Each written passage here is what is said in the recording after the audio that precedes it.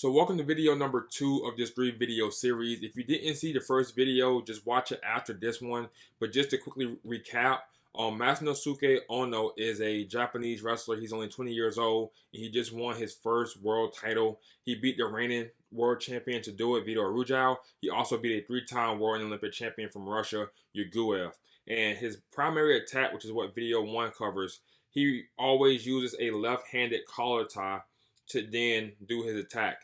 But what we're going to be going over in today's video is what he does when he's not able to get to that left-handed collar tie, or one of the options, right? So one of the most common ways to block a left-handed collar tie is for your opponent to use a right-handed collar tie, right? And yes, you can work underneath and you may be able to get it. But a lot of times the easier option would just be to settle for a left-handed overtie. So with his left-handed collar tie, every time, if he has a left-handed collar tie, he's going to try to attack your right leg. But if he has a left-handed overtie, he's going to attack his opponent's left leg. So let's slow it down here. So his opponent has a right-handed collar tie. He goes overtie. All an overtie is, guys, for you guys that don't know, is I'm putting a collar tie over their collar tie. That's all. That's why they call it an overtie, right? Okay. He's going to hit a snap down. Now look at this snap. He is looking in between his legs. The top of his head is facing the mat. That is how you properly do a snap down, especially an overtie snap. I learned that technique from Jason Oath and Kyle Snyder. Those were 2 wrestlers who was really, really good at the overtie snap. Also watching the 125er from Arizona State, the one who eventually beat in the finals a couple years ago. I think in 2021. Brandon something, I believe. I can't believe I'm forgetting his name. But very good overtie snap, guys. It's not a muscle move. When you tuck your chin into your chest and you look in between your legs, their hand just slips right off your neck. It just slips right down. Right? So that's how you do a snap. And he just explodes to the other leg. He explodes to their left leg, and he's able to score from there. Now this clip right here, he gets in good position, elevates it. That was in the round of 16. This is now in the quarterfinals. He did it in the round of 16, the quarterfinals, the semifinals, and he did it in the finals twice to win his gold medal. So he has an overtie. You can see it perfectly. This is a great visual right here. Just a collar tie over their collar tie. He's going to snap down. Look how his face is looking in between his legs, right? The top of his head is facing the mat. That's so important. So many guys are going to say, I'm not able to do this, and I guarantee that at least half of those people are doing the overtie wrong.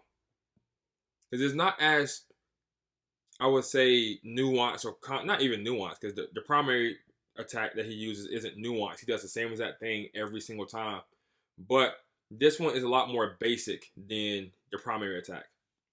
But it's a good option to pair with the primary attack because you won't always be able to get to your left-handed collar tie. So this is Vito Arujau. This is the returning defending world champion, or was at least now. But during this match he was. And he's actually able to defend it, but he scrambles out of the position and it puts him in an even worse position, right? So as you can see, Vito Arujau has his right-handed collar tie. So Ono has his left-handed overtie. He also has the wrist. That's not a necessity, but for you guys who watched the first video, you know he likes having that forearm control for his primary attack as well. So he's going to hit an overtie, snap, does it every single time, and he is going to explode to Vito's left leg. I mean, the footwork isn't anything complicated. He's just, both feet leaving the mat, he's going that way. We know eventually he's able to get the score. And then in the last match, I'm going to show 3 clips of him in the finals. The first thing he hit was a primary attack, attempted that one, and then his 2 takedowns that he hit that match, the only 2 takedowns in that match, because he took the guy 10-0, but he hit him with 3 gut wrenches, right? So the only 2 takedowns came from this attack that we're going over right now in the finals to win gold. Before we continue with the rest of the video, I wanted to quickly plug Earn Your Gold Academy, the #1 tool in the world for learning and teaching wrestling. Whether you're a parent, coach, or athlete yourself, right now you get access to all 10 of my courses, plus access to the Earn Your Gold community where I have exclusive posts and videos.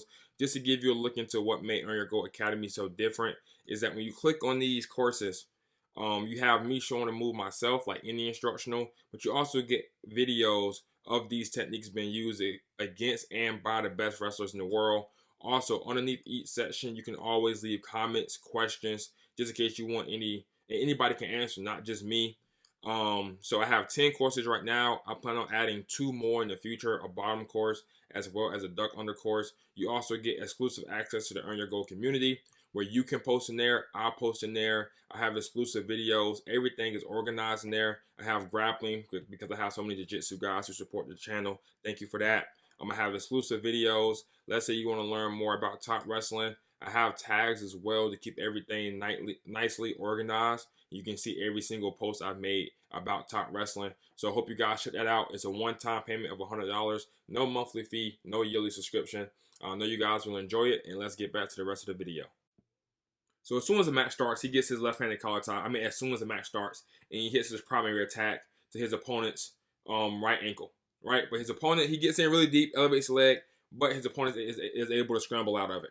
Okay, so now his opponent kind of knows it's coming. So just a few seconds later, you get him going to the overtie attack instead, because his opponent now has that right-handed collar tie. So he has an overtie. He's going to snap. Look, his face is looking between his legs. A lot of guys try to snap, man. You guys are still looking towards your opponent. So he snaps, makes his way to his opponent's left leg, and then circles behind. And then last takedown of the match. It's really basic, guys. Really basic. I like the overtie snap a lot, but I never did this from the overtie snap, right? So his opponent gets a right hand collar tie. He gets a left hand overtie. I mean, that hand, so many people think this is a strength-based move. The hand just slips off the neck when you tuck your chin and look in between your legs. The hand just slips off. It really does just slip off. I know it seems complicated because Ono is the one doing it, and it's like, this guy is so good, so strong. You don't have to be super strong to get a hand to slip off your neck. I go over this so much with my wrestlers in the room, and I go around with each individual one. I say, try to keep your hand on my neck. I snap them, and then I do it properly when I just tuck my chin and their hand falls right down to the mat. So this is video number 2, like I said before. Great video. Ono is an amazing wrestler. The last video of the series, I'm going to go over everything that he does on a regular basis, why he's so good, why I think he's going to be a multiple-time world champion, and that would be the conclusion of the series. So thank you for staying to the end of the video, and I will see you on the next one. Today is Friday. I'm most likely going to be posting it on Sunday. So see you on that one.